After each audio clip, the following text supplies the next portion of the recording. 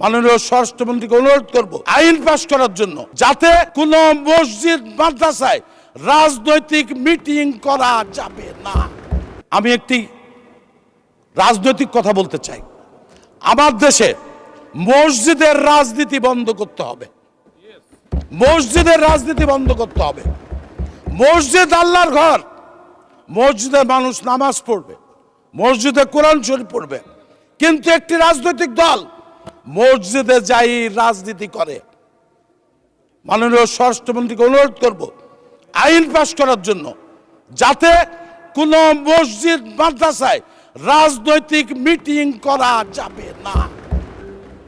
আমরা যেমন প্রকাশ্যে ফুটবল মাঠে বা হাই স্কুলে বা কোনো হল রুমে যেরকম বিএনপি বা অন্য রাজনৈতিক দলরা আমরা কর্মী সভা করি, জনসভা করি, মিটিং করি, তাদেরকেও সেই ব্যবস্থা করতে হবে।